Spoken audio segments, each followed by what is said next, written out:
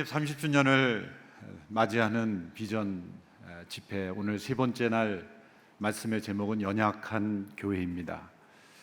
연약한 교회라는 제목에 어울리지 않는 제목 같지 않습니까? 저도 그렇게 생각을 합니다. 창립 기념 비전 집회라고 한다면 강력한 교회, 불굴의 교회, 영광의 교회 뭐 이런 제목이 나와야 될 것 같은데, 위험한 교회, 낮아진 교회, 연약한 교회, 뭔가 잘못 잡은 것 같은 느낌이 듭니다. 모두가 역설적인 표현이죠. 참된 믿음의 신비는 역설로만 설명될 수 있는 부분이 있기 때문입니다. 예수님의 많은 교훈들이 역설적으로 우리에게 주어져 있죠. 누구든지 자기를 낮추는 자가 천국에서 큰 자니라. 먼저 된 자가 나중되고 나중된 자가 먼저 되리라. 자기의 생명을 구원하고자 하는 자는 잃어버릴 것이요 나를 위하여 자기 생명을 잃고자 하는 자는 구원하리라. 모든 교훈들이 다 역설로 주어졌습니다. 그 이유는 이 모든 교훈을 만들어내는 그 십자가가 바로 역설이기 때문이죠. 하나님이 사람이 되심으로 무가치한 우리들을 하나님의 자녀 되게 하신 그 역설은 우리가 이 세상의 가치로는 이해할 수 없는 신비요 하나님의 놀라운 사랑이기 때문에 거꾸로 뒤집어 보는 역설적인 시각으로만 그 하나님의 사랑을, 그 하나님의 진리를 우리는 이해할 수 있게 되기 때문입니다. 오늘 연약한 교회라는 제목은 또 하나의 우리가 붙잡아야 될 역설적 진리를 교회로 설명한 것입니다. 그것은 사도 바울을 통해서 우리에게 주신 고백이죠. 오늘 고린도후서 12장 9절 10절에서 나온 말씀처럼 내가 약할 그때에 곧 강함이라. 그러므로 교회도 연약한 교회가 되어야만 진짜 하나님께서 쓰시는 강한 교회가 될 수 있다는 거예요. 우리 스스로 강한 교회가 될 때 우리는 무너지고 깨어지고 흩어질 수밖에 없습니다. 그러나 우리가 연약한 자로 하나님 앞에 설 때 주님의 능력이 우리를 사로잡아서 주님이 원하시는 일에 온전히 사용하실 줄로 믿습니다. 제가 형조 목사님 비서로 모실 때 어느 날 한 목사님이 웃으시면서 저에게 이런 질문을 던지셨어요. 오늘이야 이렇게 많은 어려움이 있지만 이렇게 건강하게 성장하고 또 하나님께 쓰임 받는 줄 알아? 그러시는 거예요.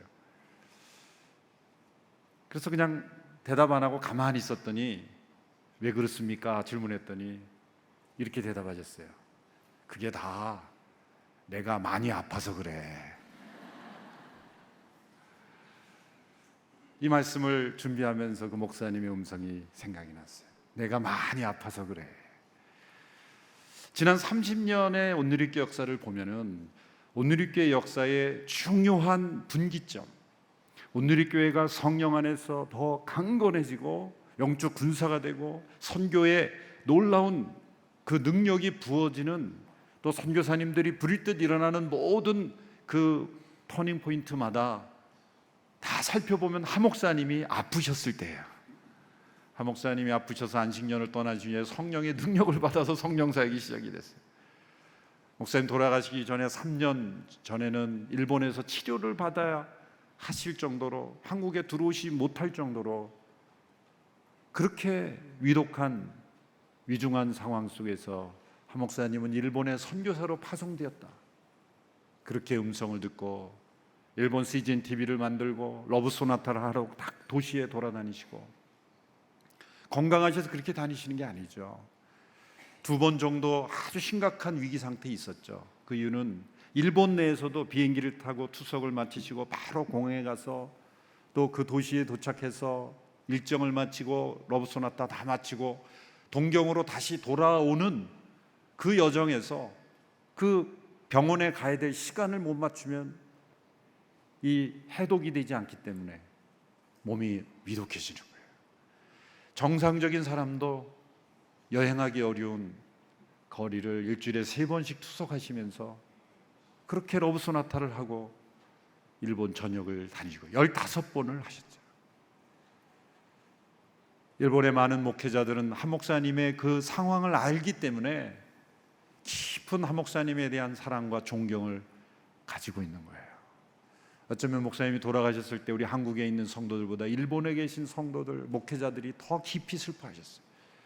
마치 우리 때문에 목사님이 빨리 돌아가신 것 같은 그런 죄책감이 일본 목사님들에게 있는 것을 발견했습니다. 보십시오. 가장 연약할 그때 일본 교회, 일본 CGN TV 두란노 서원 러브 소나타에 놀라운 부흥이 일어났어요. 하 목사님께서 러브 소나타 때 그 관동 지역에 집회를 하고 돌아다니는 센다이를 비롯해서 그 지역에 어떤 일이 일어났습니까? 쓰나미가 몰려와서 엄청난 지진이 일어났죠. 다 러브 소나타가 한번 지나갔던 도시들이 있었어요. 러브 소나타의 집회를 참석하고 돌아가신 분도 계실 겁니다. 왜 러브 소나타가 필요했는지를 대지진, 그 쓰나미가 몰려온 직후에 더 깊이 생각하게 됐어요. 그 이후에는 저희가 유명한 연예인 이렇게 함께 가지 않아도 일본 성도들이 열심히 기도해서 러브 소나타가 계속 이어지는 것을 볼 때 하 목사님의 가장 연약한 그 고난을 통해서 하나님께서는 일본 교회에 새로운 부흥의 불씨를 남겨두고 가셨구나. 오늘교회 지난 30년에 많은 고기보비마다 변화의 그 순간마다 거기에는 바로 하 목사님의 연약함이 숨어 있었다는 거.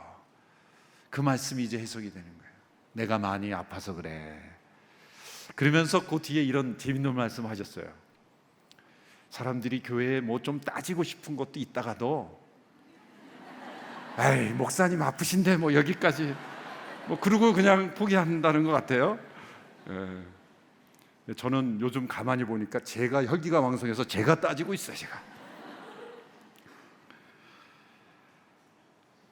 교회는 연약함으로 오히려 하나님의 능력을 체험하는 신비의 공동체입니다. 사회는 지도자가 아프고 병들고 연약하면 무너지는 것이 세상이에요. 대기업의 오너 CEO가 중병에 걸렸다 그러면은 뭐 기업은 벌써 주식값 떨어지고 사람들 떠나고 사람들 떠나잖아요. 지원 끊기고 은행은 돈 안 빌려주고 벌써 그러지 않아요? 물론 요즘은 은행들이 교회 담임 목사의 상태도 본다 그러더라고요. 정신이 제대로 돼 있나, 또 뭐 해고당하지 않나 보고 뭐 건축할 때 그걸 하도 많이 당해가지고 이제는 심사하고 빌려준다 그러더라고요. 교회의 연약함은 연약함이 아니라 하나님의 능력으로 변화되는 중요한 조건이라는 거예요. 신비스럽죠. 우리가 강하고 우리가 능력이 있으면 더 우리가 잘할 것 같은데 오히려 교회는 연약함 가운데 하나님의 역사의 통로가 된다는 것, 그것이 온누리교회의 역사를 통해서 보여주는 하나님의 진리입니다. 세상 사람들은 늘 강자와 약자로 사람들을 분류하는 습관이 있죠. 누군가를 만나면 이 사람이 나보다 강한가 약한가, 그걸 머릿속으로 재지 않습니까? 여러 번 성공을 거듭한 사람은 그 성공에 도취되어서 늘 자신만만한 마음속에 자기는 승자라고, 그렇게 강자라고 생각을 합니다. 여러 번 실패를 거듭한 사람은 그 실패가 가져오는 상처 때문에 자신은 약자라고 그렇게 생각하기가 쉽습니다. 그러나 이것은 다 속는 거죠. 사실 우리 모두는 지극히 연약한 자일 뿐입니다. 강자처럼 보이는 사람은 그 연약함에 대해서 강하게 반응했기 때문에 강자처럼 보이는 것이고, 약자로 보이는 사람은 연약함에 대해서 약하게 반응했을 뿐입니다. 사회의 모든 교육을 보면 약자로 반응하지 않고 강하게 반응하라고 가르치는 거죠. 신앙처럼 보이지만 신앙이 아닌 것 중에 적극적 사고방식, 긍정적 사고방식은 우리를 연약하게 반응하지 말고 그 연약함을 어떻게 하면 잘 숨길 것인가, 그 모든 연약한 상황을 어떻게 하면 용기를 내서 극복할 것인가를 우리에게 가르쳐주죠. 그러나 그것은 진정한 믿음의 길을 우리에게 가르쳐주진 못합니다. 어느 책에서 지옥에 간 세 사람에 관한 이야기를 읽은 적이 있습니다. 한 사람은 장로교에 출석한 경험이 있고, 또 한 사람은 침례교에 출석한 사람이 있고, 또 한 사람은 이 심령과학하는 뭐 적극적 사고방식이 심취했던 사람이래요. 셋 다 이제 지옥에 간 거예요. 장로교인이 회개합니다. 우리 교회가 말씀을 강조하고 열심히 가르쳤는데 목사님 말씀 잘 들을 것 후회한다는 거예요. 회개합니다. 또 침례교회는 우리 교회는 구원받는 게 정확하게 설명하는 교회였다 그러는데 목사님 말씀 잘 들을 것 후회하는 거예요. 근데 세 번째 이 적극적 사고방식, 심령, 과학, 종교 그런 그 이상한 사이비에 빠졌던 사람은 구석에 틀어박혀서 머리를 쥐어짜면서 이루고 있다는 거예요. 나는 여기에 오지 않았어. 나는 여기에 오지 않았어. 여기는 뜨겁지 않아. 여기는 뜨겁지 않아. 그러고 있다는 거예요. 그런다고 상황이 바뀝니까? 아무리 여기는 뜨겁지 않다라고 외쳐도 거기는 뜨거운데, 나는 괜찮을 거야 아무리 외쳐도 안 괜찮아요. 적극적 사고방식은 현실을 바라보지 못하게 하는 거죠. 어떤 종을 훔쳐가는 도둑 이야기가 또 있어요. 종을 훔쳐서 도망가는데 이 종이다 보니까 빨리 갈수록 계속 종소리가 나는 거예요. 그래서 어떻게 하면 이 종소리를 안 나게 할까? 이 들키면 큰일 나는데 그래도 결국은 마지막 쓰는 방법이 자기 귀를 틀어막았다는 거죠. 여러분, 자기 귀를 틀어막는다 그래서 종소리가 사라진, 이게 우리 세상을 속이는 거예요. 강자처럼 보이지만, 소리 지르고 힘 있는 것처럼 보이지만 사실은 다 연약한 사람이에요. 여러분 보면 목소리가 클수록 두려움이 많은 사람이에요. 다 두려움, 연약함을 강한 반응으로 포장했을 뿐이지 실제 그 두려움, 연약함이 사라지는 게 아닙니다. 약자처럼 보이고 강자처럼 보일 뿐입니다. 오늘 사도 바울이 한 이 고백을 보십시오. 내가 약할 그때 곧 강함이라. 이것은 강자와 약자를 구분하는 세상의 틀을 벗어나는 거예요. 세상 사람들 앞에 강자처럼 보이려고 애쓰지도 않습니다. 자신의 연약함, 자신의 약함을 있는 그대로 인정하는 가운데 그것을 통해서 역사하시는 하나님의 능력을 체험함으로 나는 강하게 되었다라고 고백하는 거예요. 자신의 용기로, 적극적 사고방식으로 현실을 외면하면서 나는 강자다라고 고백하는 게 아니라 있는 그대로의 인간의 실존, 그 현실, 그 아픔과 고민과 연약함을 있는 그대로 인정하며 그 연약함을 통해서 일하시는 하나님의 능력을 체험함으로 내가 약할 그때 곧 강함이라 고백할 수 있게 되는 거죠. 이 바울의 역설적인 고백은 고린도 후서에 나옵니다. 고린도 후서를 전체를 읽어보면 마치 사도 바울의 자서전을 읽는 것과 같게 느껴집니다. 처음부터 시작해서 그는 자신의 많은 고백을 합니다. 왜 이렇게 사도 바울이 다른 서신서들을 보면 모두가 다 어떤 문제, 교회에 일어난 사건, 또 성도들에게 일어나는 어떤 이슈들에 관해서 해결책을 제시하고 권면하는 내용들이 대부분인데 고린도 후서는 거의 전부라고 말할 수 있을 정도로 자기 자신에 대해서 해명하는 내용들이 많이 나옵니다. 왜냐하면 사도 바울이 전도하고 목회했던 교회 가운데 가장 속썩인 교회가 고린도 교회예요. 가장 기쁨을 주었던 교회는 아마 빌립보 교회일 겁니다. 빌립보 교회가 가장 사랑하는 교회요, 기쁨이요, 면류관이라고 고백했지만 고린도 교회는 아마 바울에게 있어서는 가장 수치요, 가장 고민이요, 그냥 가장 염려거리요, 가장 도전을 많이 줬던, 사도 바울에 대해서 가장 대적을 많이 했던 사람들이 많았던 교회가 고린도 교회입니다. 사도 바울을 거짓 교사라고 모함하기도 하고요, 사도 바울이 몇 번 가려고 했다가 못 갈 수도 있잖아요. 근데 몇 번 가려고 했다가 못 갈 수도 있는 것을 가지고 오늘 이 시대에도 몇 번 간다 그랬다가 못 가면 이해하잖아요. 그렇잖아요. 제가 해외 비전교회 몇 번 간다 그랬다 못 가는 교회들이 있어요. 그렇다 그래서 저를 거짓 목사라고 그렇게 모함하는 사람 아무도 없어요. 속으로는 어땠는지 모르겠지만 하여튼 아무도 없어요. 오늘 이 시대에도 이해가 되는데 그 당시에는 하물며 한 번 움직였다가는 이거는 뭐 비행기로 다니는 것도 아니고 신중하게 움직여야 되는데 몇 번 가려고 했다가 못 가니까 거짓말쟁이다, 거짓 교사다, 이런 거짓말하는 사람은 말하는 걸 믿을 필요도 없다. 예루살렘 교회를 위해 구제언금을 하니까 저거 다 사도 바울이 자기 포켓으로 들어가는 거다, 그렇게 모함을 하지 않나. 사도 바울은 사도일 수 없다, 사도권을 문제 삼지 않나. 하여튼 사도 바울을 가장 힘들게 했던 대적자들, 바울은 그토록 사랑했건만 배신의 화살을 쏘아댄 성도들이 바로 고린도 교회 성도들이에요. 그들 앞에서 사도 바울이 자신을 변호합니다. 부득불 내가 이런 말 안 하려고 했는데 자신의 연약함을 그는 간증하고 있어요.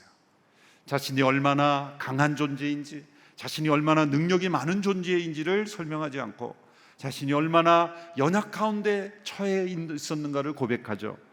그래서 몇 구절을 보면 그가 이런 고백을 하죠. 고린도서 4장 8절 9절에 보면 사방으로 우겨쌈을 당하여도 쌓이지 아니하며 답답한 일을 당하여도 낙심하지 아니하며 핍박을 당하여도 버림받지 아니하며 거꾸로 트림을 당하여도 망하지 아니하며. 고린도서 6장 4절에 보면 오직 모든 일에 하나님의 일군으로 자천하여 많이 견디는 것과 환난과 궁핍과 곤란과 매맞음과 갇힘과 요란한 것과 수고로움과 자지 못함과 먹지 못함과, 그 외에도 위험한 교회 설교할 때 그가 어떤 위험을 많이 겪었는가를 고백하는 게 고린도 후서입니다. 그가 이렇게 죽도록 고생 많이 한 이유는 알아달라는 게 아니라 자신이 얼마나 연약한 가운데 처해 있는가를 고백합니다. 바울을 고통스럽게 하는 것은 고린도 교회 성도들만이 아니었어요. 자신에게 하나님이 육체의 가시, 사단의 가시를 허용하신 거예요. 그 질병이 무엇이는지는 알 수 없습니다. 학자들은 안질이다, 간질이다, 뭐 여러 가지 견해 위장병이다, 견해가 많습니다만은 육체의 가시라고 했으니 육체의 질병인 것만은 분명해요. 그런데 그는 자신에게 있는 건강의 어려움을 자신이 받은 계시와 연결합니다. 그것이 고린도서 12장 7절의 말씀에 기록이 되어 있습니다. 같이 읽겠습니다. 시작. 받은 계시들이 지극히 큰 것을 인해 나로 교만하지 않게 하시려고 내 육체에 가시 곧 사탄의 사자를 주셨습니다. 이는 나를 쳐서 교만하지 않게 하시려는 것입니다. 받은 계시가 지극히 크다. 난 고린도후서 12장 1절 이하를 보면 그는 14년 전에 3층 천을 경험했어요. 셋째 하늘, 곧 낙원, 곧 하나님께서 계신 천국을 보았다는 거예요. 그는 14년 만에 자신이 본 천국에 대해서 말하고 있어요. 그러나 그 천국이 어떻다라는 말은 하지 않고 그냥 3층 천을 경험했다라고만 설명해요. 셋째 하늘. 왜 이런 이야기를 합니까? 자신이 그 받은 계시가 지극히 크고 위대하기에 하나님이 나를 겸손하게 하시려고 육체의 질병을 주셨다는 것으로 해석이 된 거예요. 그는 왜 그냥 14년 동안 셋째 하늘을 경험한 이야기를 하지 않았을까요? 자신이 그 하늘을 설명해 봐야 말로 형용할 수 없고 오히려 자신이 교만해질 것 같으니 그는 그 계시를 경험한 그 능력을 가지고 그는 오히려 고난을 참고 복음을 증거하는 에너지로 사용했다는 거예요. 하나님께서 너가 본 것을 많은 사람에게 증거하라 이렇게 예언자들에게 말씀하지 않았기 때문에 그는 나만 알아야지가 아니라 그 계시로 인하여 그는 고난을 참을 수 있는 그 능력이 되었다는 거예요. 아마 제가 셋째 하늘을 봤으면 그 다음 날부터 간증 집회하고 돌아다녔을지 몰라요. 바로 두란노에 연락해서 내가 본 천국 책 써가지고. 그러니까 안 보여주시는 거예요. 그러니까 사도 바울처럼 몇십 년이 딱 다물고 그 본 계시를 도리어 고난을 참고 죽음을 무릅쓴 위험을 뚫고 나가는 에너지로 삼으면 하나님은 보여주실 거예요. 그런데 그것을 내가 뭘 봤다라는 자랑거리로 삼으려고 하는 사람들이 대부분이니 보여줄 수가 없는 거예요. 보여줄 수가 없는 거예요. 사도 바울은 셋째 하늘을 체험한 그 14년간의 그 기간 동안 그는 그 계시를 가지고 인내했고 그 계시가 너무 확실하게 그는 영원한 천국을 바라보며 살아갔던 거예요. 그리고 자신의 육체의 고난을 해석했다는 겁니다. 우리 한 목사님께서 정말 말할 수 없는 그 육신의 어려움을 일본 선교사로 마지막에 보내셨다고 해석한 것처럼 여러분 우리에게 있는 연약함, 그것이 육체의 질병이든 경제적인 어려움이건 인간관계의 갈등이건 말할 수 없는 시댁으로 받는 시달림이건 그것이 어떤 것이든지 간에 그것은 우리로 하여금 하나님을 바라보도록 만드는 원동력으로 허락하신 것이다. 허락하신 것이다. 그는 이 약함에서 벗어나게 해달라고 기도했죠. 고쳐달라고 기도했습니다. 3번씩이나 기도했다고 그랬습니다. 아니 3번밖에 기도 안 했으니까 그렇지 이런 얘기 하지 마세요. 사도 바울은 대부분 1번 기도로 끝나는 사람이었어요. 1번 기도로 정확하게 응답되든 안 되든 예스 노가 분명하든 3번씩이나 간구했다는 것은 하나님 앞에 끊임없이 나갔다는 표현이에요. 12장 9절의 말씀을 우리 같이 읽겠습니다. 12장 9절 시작. 그러나 그분은 내게 말씀하셨습니다. 내 은혜가 내게 족하다. 왜냐하면 능력이 약한 데서 온전해지기 때문이다. 그러므로 나는 내 약한 것들에 대해 크게 기뻐하며 자랑할 것입니다. 이는 그리스도의 능력이 내게 머물게 하기 위함입니다. 내 은혜가 내게 족하다. 왜냐하면 내 능력이 약한 데서 온전해지기 때문이다. 이 음성을 들었습니다. 그러므로 나는 이제 고쳐달라고 기도하지 않을 것이다. 오히려 내 약함을 기뻐하고 자랑할 것이다. 이 기뻐하고 자랑한다는 것은 단지 인정하고 수긍하는 정도가 아니에요. 그냥 인정하는 정도가 아니라 오히려 이것을 기쁘게 생각하고 내 안에 약함이 있다는 것을 영광스럽게 생각하고, 우리 하 목사님께서 그 연약함을 그렇게 해석했잖아요. 내가 아팠기 때문에 온누리교회가 이렇게 건강하게 성장한 것이다. 교회 성장을 본인의 능력이라고 생각하지 않고 하나님께서 나의 약함을 들어 사용하셨다 해석하신 거예요.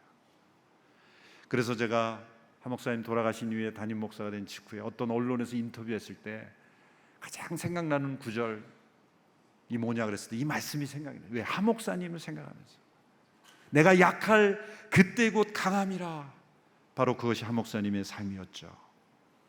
그러므로 그는 나는 내 약한 것들에 대해 기뻐하고 자랑할 것입니다. 이는 그리스도의 능력이 내게 머물게 하기 위함입니다. 12장 10절의 말씀 계속해서 함께 읽습니다. 그러므로 시작. 그러므로 나는 그리스도를 위해 약한 것들과 모욕과 궁핍과 핍박과 공경 가운데 있으면서도 기뻐합니다.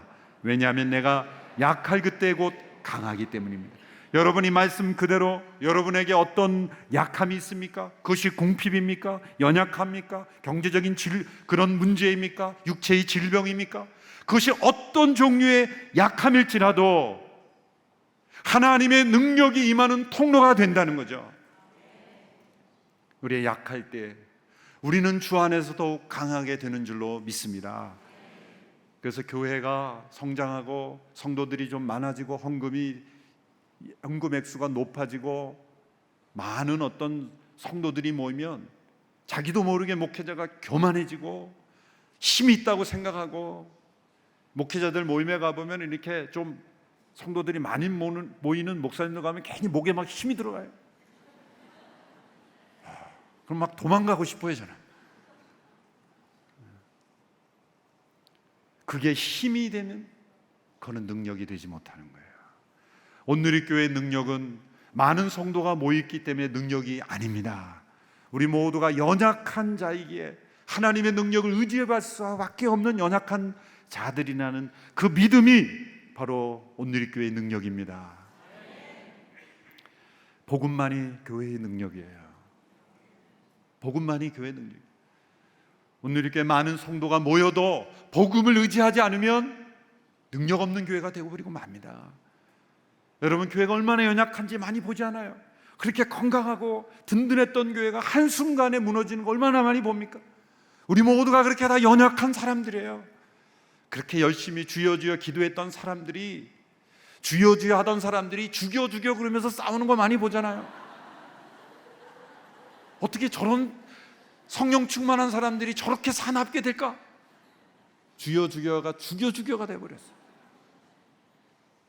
그렇게 우린 연약해요. 지금 우리가 이렇게 은혜 가운데 있다고 생각하지만 우리는 한순간에 믿음도 깨지고 감정도 깨지고 사랑도 깨질 수 있는 연약한 자들이에요. 연약한 자들. 많은 수의 군중이 내 믿음을 보장하는 것이 아닙니다. 우리 한 사람 한 사람이 하나님 앞에 연약한 자임을 고백하고 하나님의 능력을 의지할 때만 우리는 진짜 강한 교회가 될 수 있음을 고백하는 우리 모두가 되기를 축원합니다. 예수님이 십자가 위에서 가장 연약한 모습이었잖아요. 사람들이 예수님을 왕으로 모실 때 예수님은 도망가셨어요. 왜? 세상의 강자로 오신 분이 아니기 때문에. 십자가 위에서 가장 연약한 모습으로 달려 죽으셨지만 그것이 하나님의 능력이 되셨습니다. 하나님이 그를 지극히 높여 모든 입으로 모든 무릎을 꿇고 주라 그리스도라 고백하게 하셨습니다. 교회의 능력은 십자가를 지는 능력이에요. 우리 안에 임하는 그리스도의 능력은 우리가 가진 사회적인 어떤 파워가 아니에요. 어떤 휴먼 파워가 아닙니다. 십자가를 연약한 모습으로 지는 능력입니다. 십자가를 지는 능력이에요. 예전에 제가 미국에 있을 때 국민일보에 십자가 대행진이라 그래서 교계 원로 분들이 이렇게 십자가를 지고 행진하는 모습이 있었어요. 그래서 행진하는 모습을 야 고생하신다, 이렇게 무거운 십자가 한 100kg가 넘을 것 같은데 저거 어떻게 지나, 가만히 보니까 바퀴가 달려 있었어요. 바퀴 달린 십자가. 쓴 웃음이 나왔어요. 그렇습니다. 우리가 지는 십자가는 바퀴 달린 십자가예요. 목에 거는 십자가입니다. 그러나 예수님이 진 십자가는 못 박히는 십자가예요. 그냥 매는 십자가 동료 하나, 못 박히는. 예수님이 지는 십자가, 우리의 지는 십자가, 뭐가 차이입니까? 못이 있느냐 없느냐의 못이. 그것도 가짜 못이 아니라 진짜 못. 예수님은 연약하게, 지극히 연약하게 십자가. 교회가 이 세상을 향하여 정말 능력 있는 교회가 되려면 교회가 못 박히는 거예요. 크루시픽션을 경험해야 돼요. 세상에 대해서 못 박혀야 돼요. 세상 스님 조롱한다고 엔티크라이스트 물러가라, 엔티 기독교 이거 안 돼요. 못 박히는 거예요. 그들의 말, 조롱, 비난이 못이 돼요. 우리 가져 못 박혀야 돼요. 욕 먹을 것은 욕 먹어야죠. 우리는 마땅히 욕 먹을 짓을 해놓고도 욕하면 막 싸워요. 근데 예수님은 욕 먹을 일이 하나도 없으신데도 그냥 욕을, 조롱을 받으셨어요. 선한 일을 하고 의로운 일을 하면서도 못 박히셨는데 하물며 우리야 얼마나 못 박혀야 되겠습니까?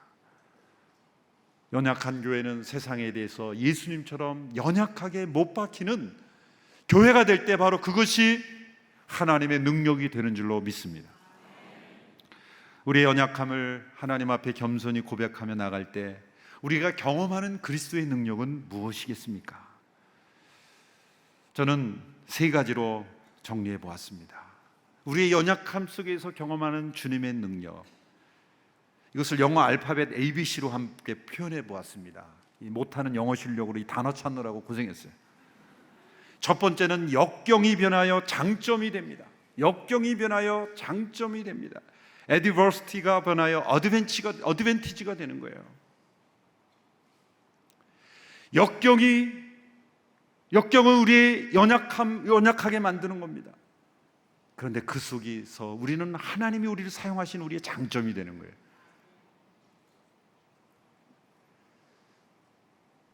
빌립보서 1장을 보시면 사도 바울이 이렇게 고백하죠. 자기가 기뻐하는 이유, 그는 감옥에 매여 있어요. 그건 역경이에요.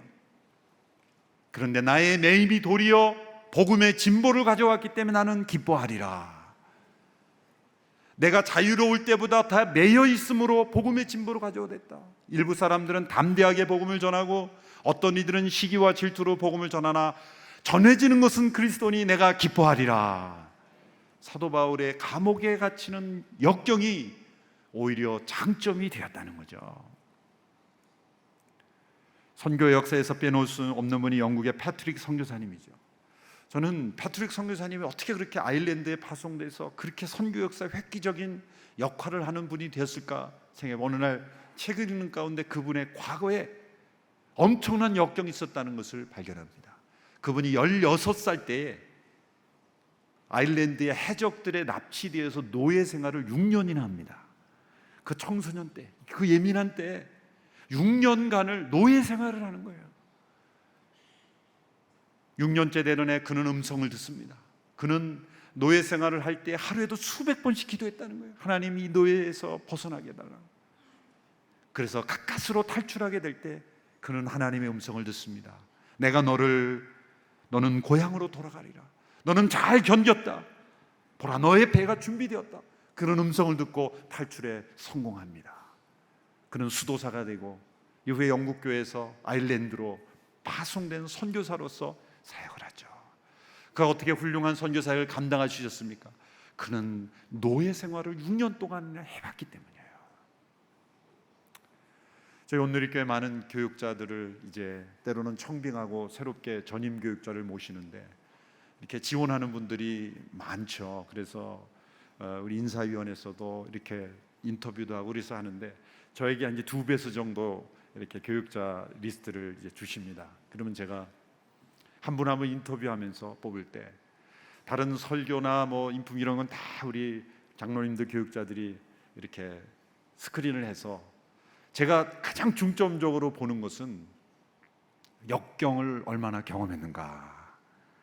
그 역경의 점수를 저는 이거 대회 비밀인데 이거 다 공개되고 원고에 없는 얘기를 역경 지수를 봐요. 역경 지수. 그래서 지난번에도 지지난번인가요? 이렇게 전임 교육자 인터뷰를 하는데 그런 고백을 해요. 제가 물어봅니다. 인생의 가장 어려운 순간이 뭐였느냐? 그랬더니 어떤 목사님이 지금 들어와 계십니다. 그분이 이렇게 고백해요. 고3 때 아버님이 사업이 망해서 신문 배달했다는 거예요. 할렐루야, 점수가 막 올라갑니다. 올라가요. 뭐 인품이 어떻든 막 점수가 올라가는 거예요. 그래서 결국은 전임 교육자로 오시게 됐어요. 역경을 얼마나 겪어봤는가. 온실 속의 편안한 환경 속에서 자란 것보다는 많은 성도들이 그 삶의 역경을 이해하려면 뭔가 어려움을 겪은 목회자가 필요하겠다. 그런 생각에서 저는 이 역경의 점수를 아주 높이 줍니다. 똑같은 어떤 조건이라면 얼마나 중한 역경을 경험했는가, 그것을 제가 더 크게, 이 역경이 어드밴티지 점수가 된 거예요. 역경 지수. 우리가 IQ도 있고 EQ도 있죠. 그렇죠. IQ, EQ, 뭐 소셜 쿼션트, 그래서 뭐 사회 지수인데 저는 또 한 가지의 영성 지수는 바로 역경 지수다. AQ. 얼마나 이 역경을 통해서 장점이 되었는가. 우리가 연약할 때, 주를 의지할 때 그리스도의 능력이 우리에게 어드밴티지가 되는 줄로 믿습니다. 이건 사실 역경도 아닌데요. 제가 목회학 박사 과정을 코스는 다 마쳤는데 논문을 못 썼어요. 뭐 이유는 간단하죠. 영어 실력이 부족하고 짧은 시간에 써야 되는데 시간도 없을 뿐만 아니라 영어 실력이 안 돼. 그래서 늘 이게 논문 쓰라고 학교에서 계속 연락 오는데 이게 아직까지도 못 쓰고 있어요.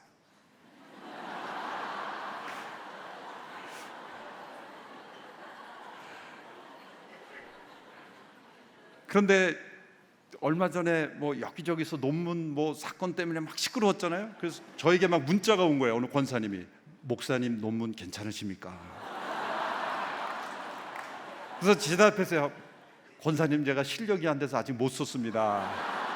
그랬더니 저에게 온 문자 회신이, 할렐루야, 하나님이 함께 하십니다.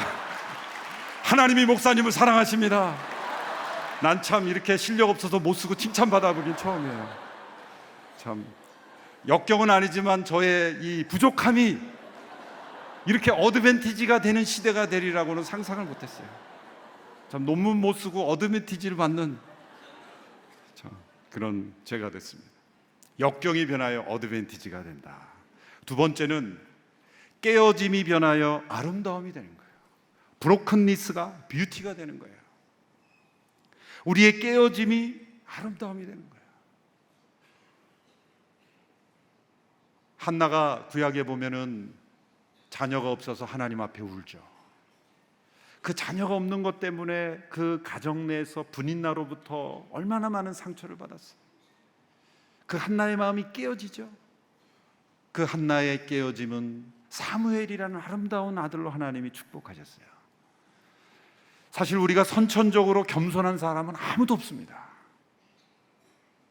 제가 늘 그런 생각을 갖고 있는데 어느 책을 보니까 제가 믿을 만한 분이 그렇게 책을 쓰더라고요. 선천적으로 겸손한 사람은 아무도 없다. 원래부터 겸손한 사람은 둘 중에 하나다. 비전이나 야망이 전혀 없거나 아니면 매우 겁이 많아서 위험을 두려워하는 사람이다. 겸손은 사실 우리 모두가 깨어짐을 통해서만 배운다는 거예요. 어제 휴밀리에이션, 모욕과 휴밀리티가 같은 어원이라 그랬죠. 보면은 이 휴밀리티, 겸손에 이르기 때는 항상 휴밀리에이션을 어느 정도 겪으면서, 모욕을 겪으면서 우리가 겸손해지는 것 같아요. 자기의 자존심이 깨지면서 사실 우리가 겸손을 배우는 것 같아요. 깨어지지 않고는 겸손하지 않는 저희들이에요. 한 번도 내 인생에 상처받아 본 적이 없고 깨어져 본 적이 없고 고난 속에서 내 마음이 무너져 본 적이 없는 사람은 어떻게 보면 아름다움이 없는 거예요. 아름다움이 없는 거예요. 제가 영상을 하나 잠시 슬라이드를 보여드리고자 합니다. 스테인 글라스가 깨지죠. 예쁜 스테인 글라스가 깨지면 못 쓰게 됩니다. 그러나 그 깨어진 스테인 글라스가 하나님의 손에서 어떻게 아름답게 변할 수 있는지 한번 슬라이드를 잠깐 한번 보시겠습니다.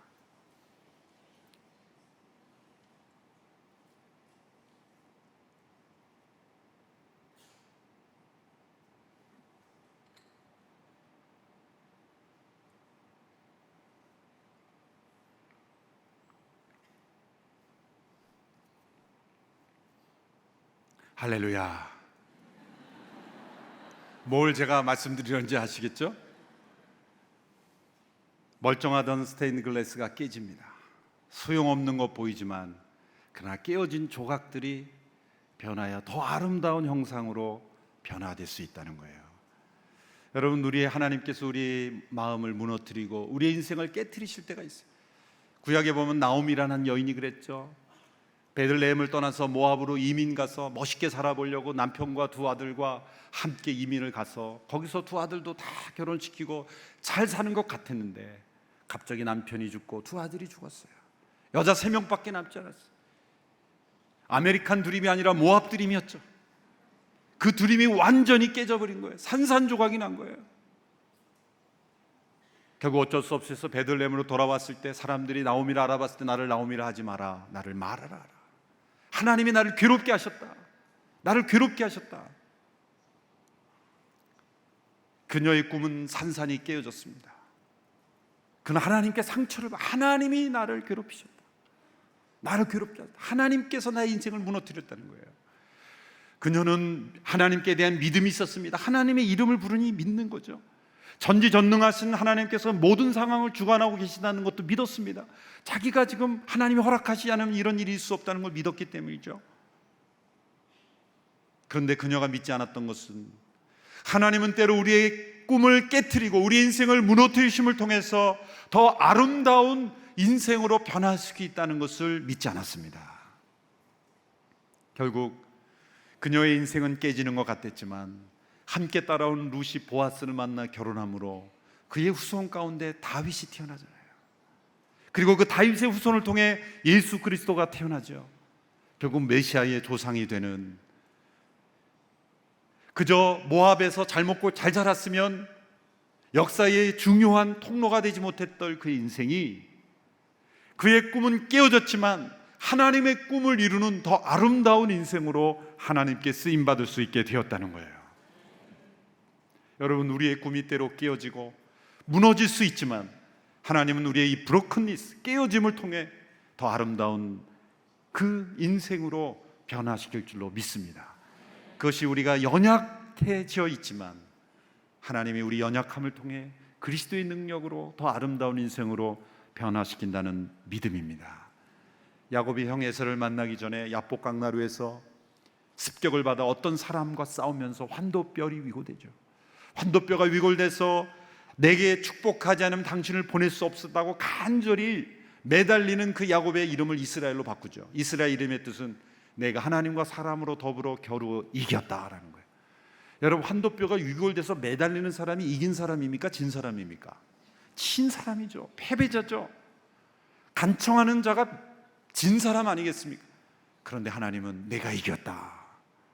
왜 승리자라고 말하죠? 하나님 앞에 절대 패배자로 항복하는 것이 우리 영적 승리이기 때문이에요. 하나님 앞에 지극히 연약한 자로 엎드리는 것이 우리가 승리자가 되고 더 아름다운 정복자가 되는 길이기 때문입니다. 우리가 연약할 때 그리스도의 능력이 우리에게 머물므로 우리의 깨어짐에 우리의 부서진 인생이 더 아름다운 인생으로 변화되는 것이 그리스도의 능력인 것입니다. 세 번째, 이제 B까지 했죠. A는 역경이 변하여 장점으로, adversity가 advantage로, 두 번째는 brokenness가 beauty로, 세 번째 C는 두 개가 나오더라고요. 보니까 첫 번째는 위기가 기회가 될 수 있는 거예요. 크라이시스가 찬스가 되는 거예요. 또 하나는 혼란이 창조성이 되는, 케이오스가 크리에이티비티가 되는 거예요. 두 가지 여러분이 원하는 대로 선택하시면 되겠습니다. 여러분, 우리 인생의 위기는 기회가 될 수 있는 거예요. 여러분, 모세가 하나님께 부르심을 받기 전에 그는 정체성의 위기 가운데 있었죠. 어떤 정체성의 위기입니까? 그는 법적으로는 애굽의 공주의 아들이므로 왕족이에요. 그런데 그의 혈통적인 신분은 히브리인이에요. 우리가 구약의 스토리를 알다시피 그는 친어머니가 유모로 양궁에서 양육했죠. 인생의 어느 순간에 너는 애굽 혈통이 아니라 히브리 혈통이라는 것을 들었을 겁니다. 그가 40세가 되었을 때 애굽의 관원을 쳐 죽인 사건은 바로 그의 정체성이 폭발한 거예요. 인생의 어느 순간에 어머니로부터 들었고 자신의 정체를 깨달았죠. 나는 히브리인이라는 걸 깨달았고, 그러나 법적으로 어찌할 수 없는 상황에 있다가 애굽의 관원들이 히브리인들을 괴롭히는 걸 보고 분노가 일어나서 애굽의 관원을 쳐 죽인 거예요. 그는 이 정체성의 위기가 폭발해서 분노가 된 거예요. 하나님은 그의 정체성의 위기를 사용하셔서 하나님의 부르심을 받아 애굽으로부터 히브리 민족을 가나안으로 인도하는 지도자로 삼으신 거예요. 해외에 있는 많은 1.5세대들이 이런 정체성 위기를 가져. 나는 미국인인가 한국인인가? 모습은 한국인인데 속은 다 미국인인 것 같고, 이런 인종적인 정체성의 위기는 모두가 다 하나님께서 그리스도의 능력을 통해 더 귀한 일로 사용하시려고 변화시키는 기회인 줄로 믿습니다. 여러분, 모든 종류의 위기는 다 하나님의 기회입니다. 우리의 연약함 가운데, 그 위기 가운데, 연약함 가운데 처할지라도 당황하지 마십시오. 하나님만을 온전히 바라볼 때 그 위기는 변화의 기회가 될 줄로 믿습니다. 인생이 엉망진창되는 것 같은 그런 상황, 혼돈 속에 케이오스가 가운데 있다 할지라도 당황하지 마십시오. 주님의 능력이 우리 가운데 머물면 거기서 창조적인 능력이 일어날 줄로 믿습니다. 사실 혼돈을 겪어보지 않은 사람은 창의성이 뭔지를 겪어보지 못합니다. 여러분, 아브라함이 하나님의 부르심을 받았죠. 아브라함이 하나님의 부르심을 받는 조건이라고 한다면 무엇이 있겠습니까? 그는 우상을 섬기는 부모 아래서 태어났습니다. 이방 민족입니다. 그런데 그에게 하나님께서 믿음의 조상으로 부르신 이유가 있다면 그는 아이를 낳지 못하는 아내를 두었기 때문이에요. 아브라함을 불러서 어떤 약속을 주셨습니까? 내가 너를 장대케 하고 복의 근원이 되겠다, 창대한 민족을 주신다고 한다면 아이를 잘 낳는 아내를 둔 남자를 선택해야 되지 않겠습니까? 그런데 하나님은 하나님의 약속과 정반대되는 조건에 가진 아브라함을 부르셨어요. 아이를 낳을 수 없는 불가능한 여인을 선택하셨어요. 왜 그럴까요? 그 혼돈 속에, 그 암흑과 같은 절망 속에서 하나님의 전지전능하신 창조적인 능력을 보여주시기 위한 거예요. 아브라함이 하나님의 부르심을 받은 조건은 하나님의 부르심과 정반대되는 조건이 있었기 때문이에요. 여러분, 우리에게 있는 연약함, 또 결점, 내 인생의 과거에 지고 싶은 어떤 흔적, 모든 사람에게 드러내고 싶지 않은 어떤 과거, 가정의 문제건 그것이 개인적인 문제건 어떤 문제든지 간에 하나님은 그 연약함, 그 위기든 그것이 깨어짐이든 그 어떤 것이든 하나님은 하나님의 창조적인 역사를 이루어 가실 줄로 믿습니다. 우리 연약함이 하나님께는 결코 장애물이 되지 못합니다. 왜냐하면 하나님은 연약한 자를 택하셔서 스스로 강하다고 하는 자를 부끄럽게 하시는 하나님이기 때문이에요. 고린도전서 1장 27절 29절의 말씀을 우리 같이 한 목소리로 함께 읽겠습니다. 시작. 그러나 하나님께서는 지혜로운 사람을 부끄럽게 하시려고 세상의 어리석은 것들을 택하셨고 강한 것들을 부끄럽게 하시려고 세상의 약한 것들을 택하셨습니다. 또한 하나님께서는 잘난치 않은 것들을 없애버리시고 세상의 천한 것들과 멸시받는 것들과 아무것도 아닌 것들을 택하셨습니다. 이는 어떤 육체라도 그분 앞에 자랑하지 못하게 하려는 것입니다. 여러분, 우리가 선택해야 될 메뉴가 여기 있는 거예요. 우리 인생의 길이 있는 거예요. 여러분, 스스로 지롭게 하다가 부끄러움을 당할 게 있습니까? 스스로 강한 채 하다가 부끄러움을 당하겠습니까? 아니면 주님, 나는 어리석습니다, 하나님의 지혜를 의지해서 하나님께 쓰임을 받겠습니까? 스스로 지혜롭게 여기다가 부끄러움을 당하겠습니까? 아니면 스스로 바보가 되어서 하나님께 쓰임받는 존재가 되겠습니까? 스스로 강한 자가 되어서 부끄러움을 당하겠습니까? 아니면 스스로 연약함을 고백함으로 하나님의 선택을 받아 쓰임받는 존재가 되겠습니까? 스스로 존귀한 자가 되어 부끄러움을 당하겠습니까? 아니면 천한 자가 되어 하나님께 쓰임을 받겠습니까? 세상의 영광을 다 취하여 부끄럽게 되겠습니까? 아니면 세상의 천한 존재가 되어 하나님의 선택받아 쓰임받는 존재가 되겠습니까? 그 어떤 육체라도 그분 앞에 자랑치 못하게 하시는 하나님, 그분 앞에서 우리가 갈 길을 정해져 있는 거예요. 하나님 앞에서, 하나님, 저는 바보입니다, 저는 어리석습니다, 저는 연약합니다, 저는 비천합니다, 저는 멸시받아 마땅합니다. 그 약함의 자리에, 연약함의 자리에 있을 때 하나님께 선택받아 우리 모두는 쓰임받는 우리 모두가 되어야 될 줄로 믿습니다. 오늘의 교회는 하나님 앞에 어떤 것도 자랑하는 교회가 되어서는 안 됩니다. 우리 육체에 속한 어떤 것이라도 자랑하며 잘난치 않은 그 순간 우리를 부끄럽게 만들어 버리실 것입니다. 되게 이렇게 여러 교회 성도들이 만나면 좀 이름이 알려지지 않고 작은 규모의 성도들은 아이, 그냥 작은 교회 다녀요. 그러면 교회 이름이 작은 교회입니까? 아니요, 그냥 개척교회. 교회 이름이 개척교회입니까? 왜 교회 이름을 안 밝히는지 모르겠어요. 뭐가 부끄럽다고. 정반대로 온누리교회 성도들은 이름이 알려, 저요 온누리교회 다녀요, 이 자랑하지 마십시오. 오히려 겸손하게 그냥 작은 목소리로, 그것도 또 너무 의도적으로 하면 그것도 이상하겠죠. 하여튼 알아서 하세요. 자랑만 하지 마세요.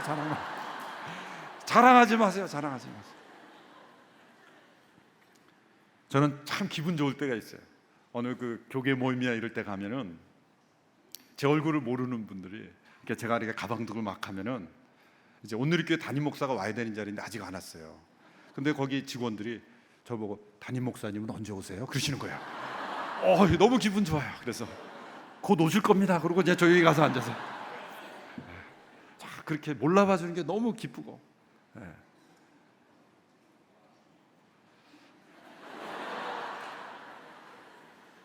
여러분, 온누리교회가 어떻게 하면 연약한 교회가 될 것인가?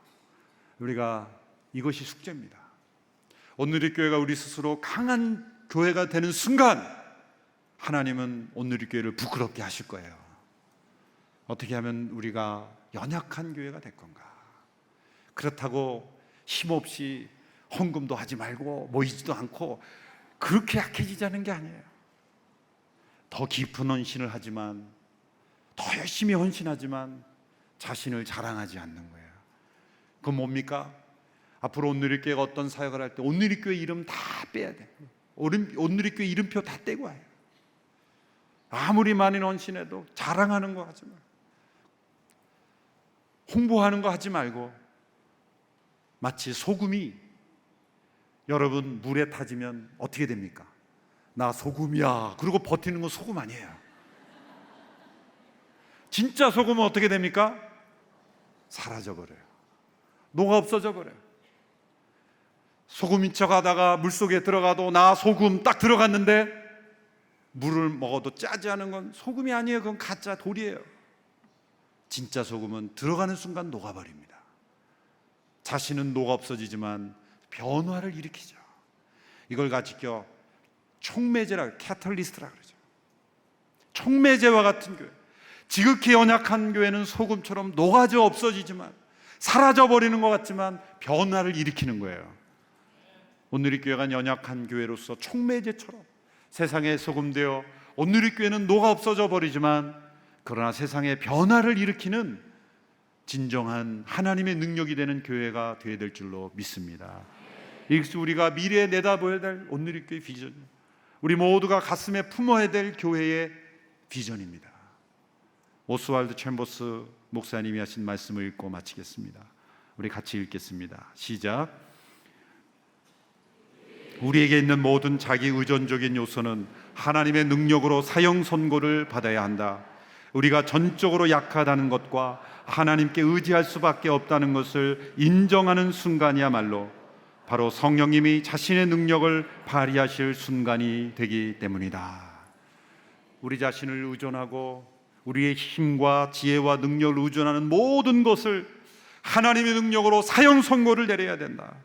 우리는 전적으로 연약한 존재임을 고백할 때 바로 그때부터 성령님이 능력 있게 역사하기 때문입니다. 오직 힘으로 되지 않고 능으로 되지 않고 오직 나의 신으로, 나의 영으로 이루신다고 하신 말씀처럼 우리의 힘과 능력을 의지하지 않고 하나님의 성령의 능력을 의지하는 지극히 연약한 가운데 그리스도의 능력을 체험하는 그런 온누리교회 되기를 주님의 이름으로 축원합니다.